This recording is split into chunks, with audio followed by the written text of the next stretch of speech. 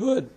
So we're talking about Chachma, this aspect of Chachma which is called God's wisdom. And it's also called our wisdom because we have a portion of God within us. So now we're trying to describe the Jewish soul. The Jewish soul is what we call the Nefesh Elokit, the godly soul, and it's a portion of God within us. Something like in the Holy Temple, God was revealed in the Holy of Holies. Everybody here has, but here, instead of being inside of the Holy of Holies, which is a building, so it made the building alive. But the Jewish soul makes the Jew alive, but alive in a different way, not just in a physical way, in a godly way. In other words, you react to the world the way God wants you to react. So how can this be? What does this mean? So it means that what is God? God is above understanding, totally above understanding, even though it's a commandment to try to understand God, like we're going to see in the next chapter. But the fact is that God is totally above understanding because He creates us. He creates understanding. That's the letter Yud of God's name. Letter Yud of God's name is also called the strength of the Jewish soul, the power of the Jewish soul. Give this to me. Right? So it's called the power of the Jewish soul. Why? Because it connects to the truth. And in every single Jew, it is exactly the same. This is a connection to the truth. Just like 2 and 2 is 4, let's take it on a very low level, is the same no matter who you are, where you're from, how intelligent you are, how non-intelligent you are, race, creed, color, age, time of day. 2 and 2 is 4. Right? Just the truth. The same thing is there's a truth that God creates the world, and there's a truth that the Torah is true and all the letters are true. All the commandments are true. This is true, and a Jew connects to this. It gives them also a tremendous strength, a tremendous, identity, tremendously strong identity. Vahu inyan, and this is the topic of, that's the word and the last word on the previous page. This is the topic of, quote, ki am kashay oref hu, end quote. That the Jews are a stiff-necked people. Can I have that nose paper there? Yeah. Says ki am kashay oref hu, that the Jews are called a stiff-necked people. What does it mean, stiff-necked? That they all have stiff necks? They've been sitting in a crosswinds or something. Am kashay oref. And what is this thing about the Jews being stiff-necked? What type of a title is that, stiff-necked? So stiff-necked means stubborn. Stubborn, right? A stiff person has a stiff-neck, like that. Doesn't want to look to the left, doesn't want to look to the right. Stiff-necked. How do you get it? That's called a stubborn person. A stubborn person is stiff-necked. Nothing can change his mind. Nothing can change his mind. So, neck is oref. Oref, his neck. Kashe oref means hard-necked. In English they say stiff-necked. Am kashe orefu. So, first of all, where does this sentence come from? This sentence comes from right after the Jewish people sinned with the golden calf. We read it every fast day. It's Parshas Kitisa in the book of Exodus. The Jews sinned with the golden calf, and God wants to destroy them all. And Moses goes and prays to God. He prayed really for 80 days. Prayed for 40 days, really, to the Hashem. Moses went on Mount Sinai 3 times. The first time he went up, he got the tablets. The second time he went up, 40 days just prayed to God to forgive the Jews, not to destroy them. And then the last 40 days, God gave him the second tablets. God gave him the second tablets. So the fact that the Jews sinned with the golden calf caused Moses to go up on Mount Sinai for 80 days. And 40 of those days he was praying to God. One of the prayers he made was, Ki am kashay oref hu. The Jewish people are a stiff-necked people. In other words, the simple meaning is, who made them that way, God? You made them that way. You made them that they are a stiff-necked people, and so you have to forgive them. Right? But there's a different meaning. That's the bad side. The Jews are stiff-necked, in other words, they're stubborn to do sins. What are you? You took them out of Egypt, God. You did them everything. You revealed yourself to them. There's no bigger proof of God than that.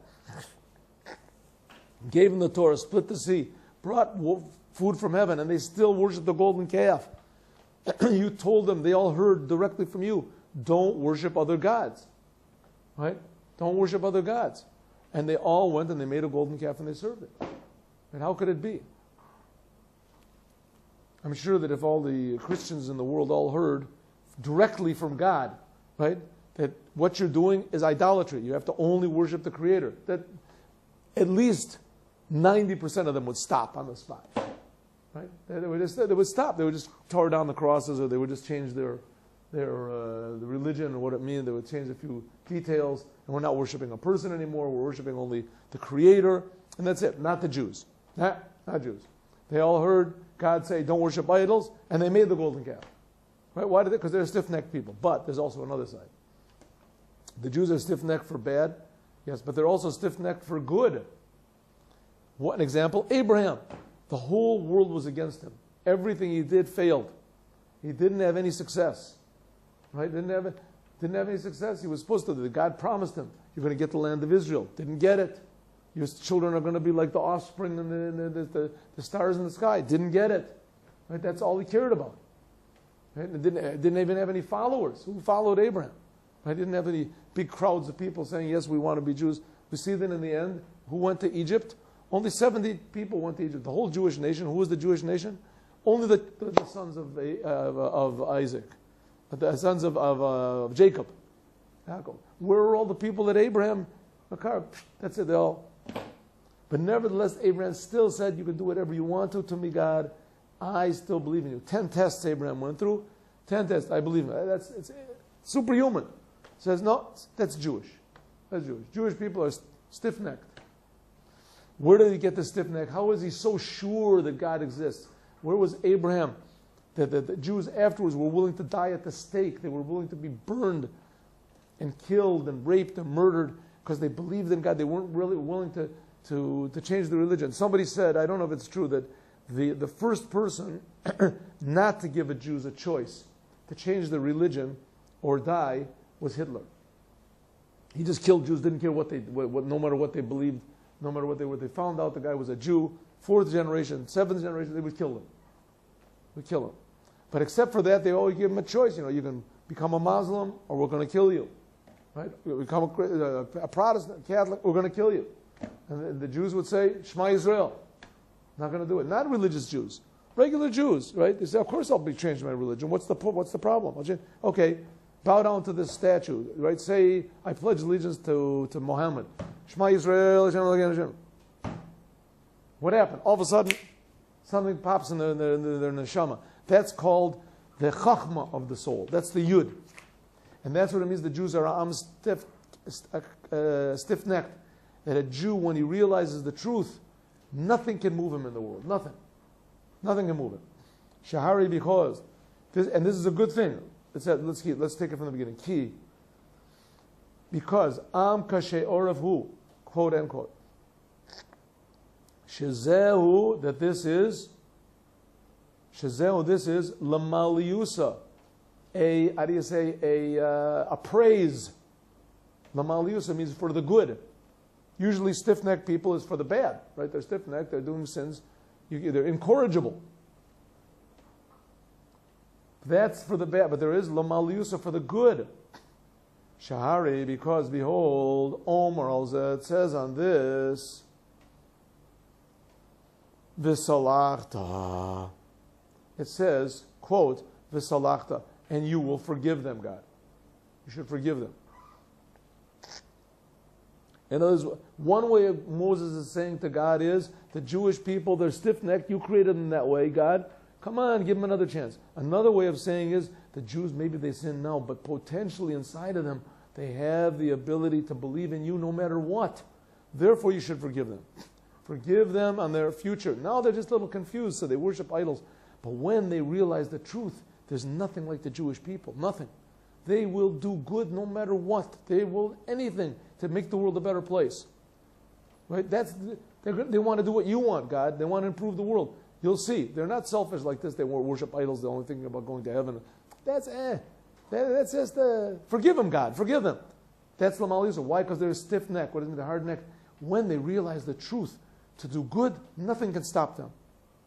V'hu, and this is hatokif, the power, beneshama. This is the letter Yud. This is the letter Yud of the four-letter name of God, which is in your soul. This is the power of the Jewish soul above intelligence. She'eno rotzeh. The Jew does not want, you can put a line under this, the Yud of the Jewish soul, she'eno rotzeh, that a Jew does not want. It's in every Jew's soul. A Jew does not want, ve'eno yochol, and a Jew is not able, lihiyos, to be nifrad, separate. God forbid, me'elokus, from God. Chas v'shalom is God forbid. Ches vav is God forbid. Chas v'shalom. Chas v'shalom. How it means God forbid? The implication is God forbid. It means woe v'woe. Chas v'shalom. Chas means like, how do you say, mercy and peace. Mercy and peace. Me'elokus, from God. A Jew is not able to, and he does not want to be separate from God. We see there are Jews that are, right? There's Reform rabbis, conservative rabbis, non-religious Jews, atheistic Jews, Jews that have changed the religion, Jews that are against Judaism, communists, right? Jews that are totally anti-religious. How can it be? This is because they're confused. They're confused. They just get confused, or they're not educated, or whatever. But if you realize, if you reveal the truth, the Yud of a Jew's soul, that's what a Jew is. That's what a Jew is. Godliness, right. Godliness. I don't know if it's opposed. It's not opposed. It means not only the essence of God, even the godly things, anything that's godly in the world, tefillin, Shabbos, the positive commandments, the negative commandments. He can't, anything connected to God, he can't go against. Now we'll say it in Yiddish, for those of you who didn't understand in Hebrew. A Yid, a Jew, nit, not, he, will, wants, and, nit, not. Nit is Russian Yiddish, right? Because nit is nit.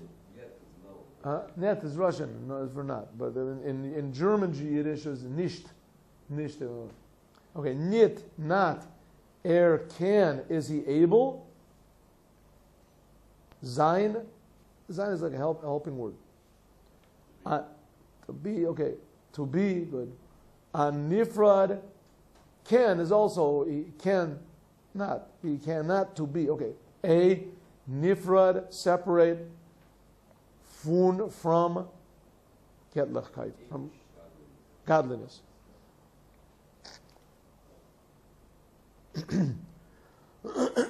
That aspect of a Jew that he cannot be separated from Hashem, that is the Yud of his name. Why is that in Yiddish?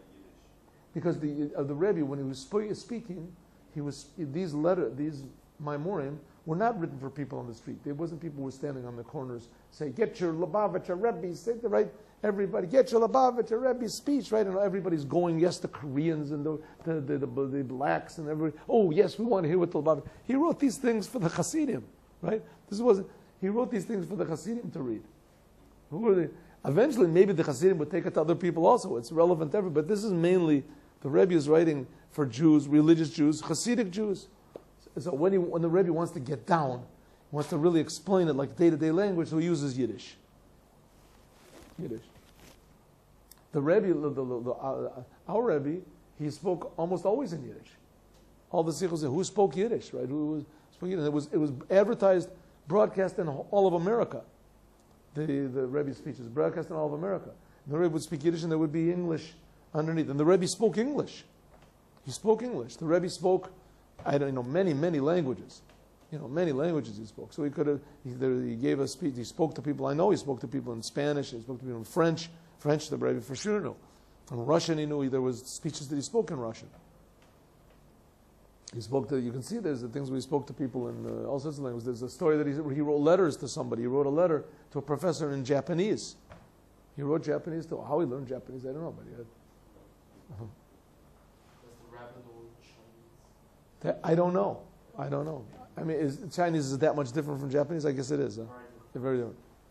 I don't know. Just two words that we get on the first line of that Yiddish. Ein raised. Air. Here. Where is this? He means here. But where is this? Ayin resh. He, right. He. Not he can and not he will. Not he wants. Not he wants and not he can to be separate from God. Umizeh. And from this, who is, again, the Rebbe is explaining the yud of the name inside it. This is aspect which is above understanding.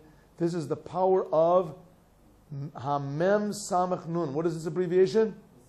Mesirut Nefesh. Mesirut Nefesh. You'll see this a lot in Chassidut Chabad. Mesirut Nefesh. Mesirut Nefesh means, want to call it self-sacrifice. Self-sacrifice, or simply sacrificing your will. That's a simple meaning. But it even means sacrificing your life. This is the power of Mesirut Nefesh, of sacrificing your desires. She be, which is in.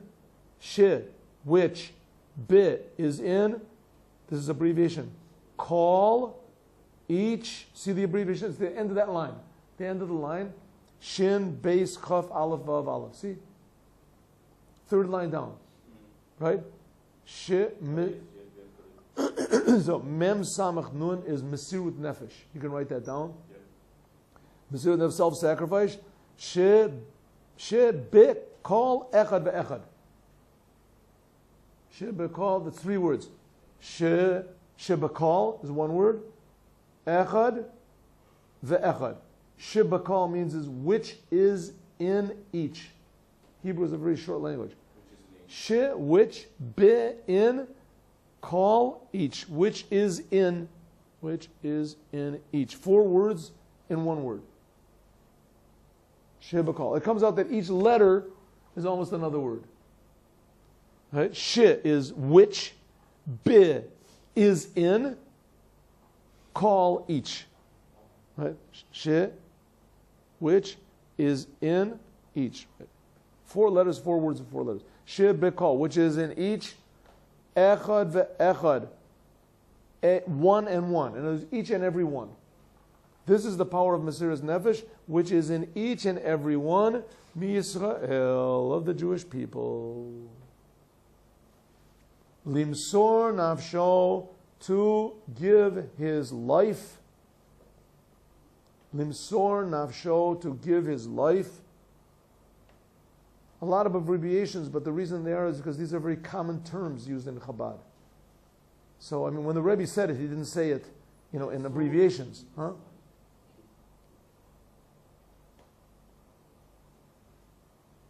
Limsor nafsho, to give his life, bepol mamash, be in, poel, another abbreviation, poel, actually, mamash, really. Al an, another abbreviation, Kiddush Hashem. Kiddush means sanctifying, Hashem, the name. Sanctifying the name. What does it mean, sanctifying the name? What does this mean, sanctifying the name? It means, what is the name? The name is godliness in the world. Right? The godliness. The name of God. The name of God. What does it mean to sanctify the name of God? Let's say, let's take a simple example. People are all sitting together, and one person says, wow, I really can't stand Humphrey Bogart movies. And somebody starts to cry. Says, what are you crying? Humphrey Bogart. Humphrey. What's he crying for? Says, oh, here's my father. I love this. Oh, wow. Well, I'm sorry. I won't talk about that again, right? I realized, no, he was such a wonderful person. He was so great. I would do anything for him. He says, you would do anything for him. Yes, I was just crying, right? I was crying. Well, I think he's a fool. I think he's an idiot. Yeah, well, I'm willing to fight, right? This guy's a little guy. This other guy's a huge guy. Okay. I see that it really is important. Maybe I was wrong about Humphrey Bogart. Maybe I was wrong. Maybe he really was a good person. Maybe he really was, The person, an actor, great. Okay, okay, I take it back, right? So what happened?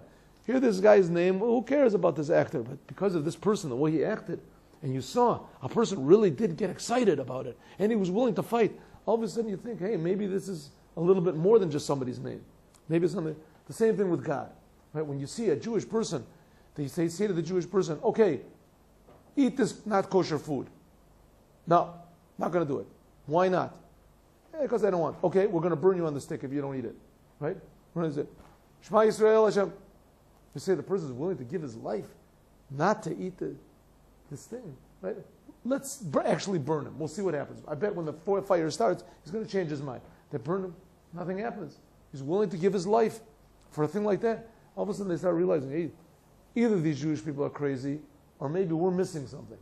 Right? Maybe we're missing something. That's called Kiddush Hashem. Kiddush Hashem means it sanctifies God's name.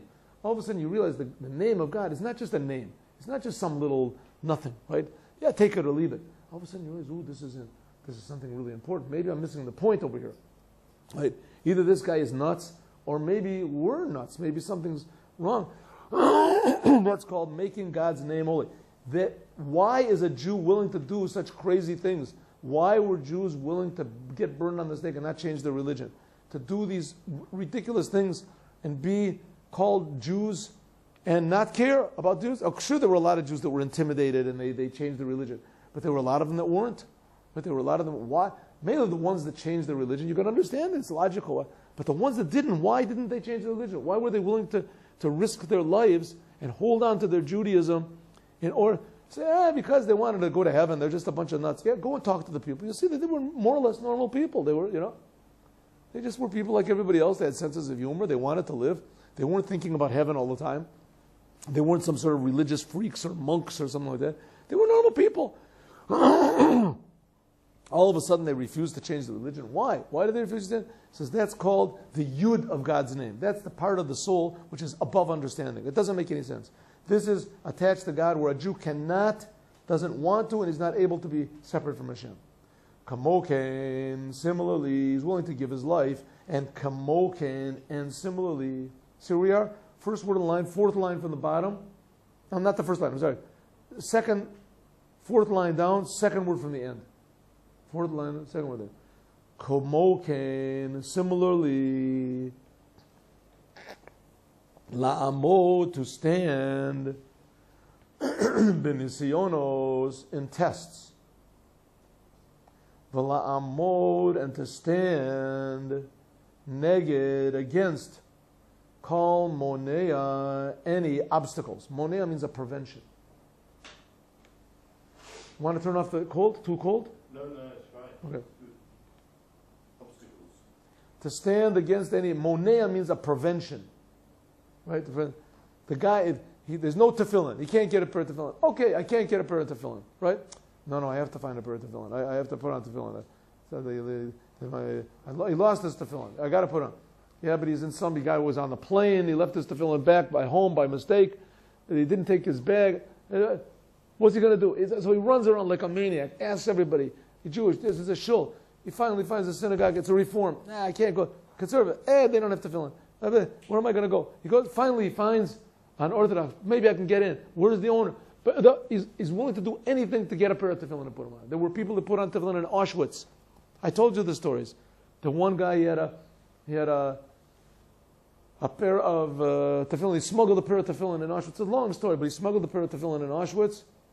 And this was told by where did I see this? I saw it on television. Where was it? Not on television. I saw it on the internet, on this Chabad Center. Who was it? Rabbi Mengel. Rabbi Nissim Mengel. He smuggled a pair of tefillin in. It's the whole thing. His father smuggled them into the Auschwitz. I told you the story, didn't I? Yeah. And finally he got I told you, I think, didn't I? That he was standing in line. They didn't have a garment for him. They told him to go back, put on your garments that you took off. And he went over there. He saw his father's clothes. He took out a pair of tefillin. And he had a pair of tefillin. When his father heard he had a pair of tefillin, his people filled up the bunker every night. And they wouldn't sleep. They would wait in line just to put on tefillin for 3 seconds. They were put into Auschwitz because they were Jews. Leave it alone already. Don't you realize you're on the losing side? What's his thing? No. We don't care about any of that. We want to put on tefillin. What are you going to get out of this tefillin business? Well, you don't have to put them on. It's dangerous. It's going to danger your life. We know all those things. We know, but a Jew has to put on tefillin. Come on, I'm a Jew. But does that make sense? Doesn't make any sense. That's above sense. That's the yud. It doesn't make any sense. That's the part of the Jew that's attached to God. B'hasaga, and an understanding. But in understanding, this is part of the soul which is called yud, which is above understanding. But in understanding, the part of the Jewish soul which is intellect, and the Jewish people are intellectual people. It says in the Torah, right? Atem am chacham v'navon. The Jewish people are a wise people. They have a lot of questions. The Jewish people, they're in intellect. Lo yesh tokev zeh. In their intellect is not this power. Shahari, because behold, seichel, intellect. Okay, am I going too fast? No, I just lost it. Oh, got it. 5 words from the bottom, 3rd word from the end. Got it. Yeah. Shahari, because behold. Okay, you put like this. Understanding hasn't got this power. Semicolon. Shahari, because behold, right? Intellect has not got this power and certainty and self-sacrifice, because behold, seichel, intellect, eino mechayev, does not obligate you. It will not force inyan, the topic of hamasirut nefesh. Intellect will not bring you to sacrifice your life. How do you translate Mechayev will not obligate you.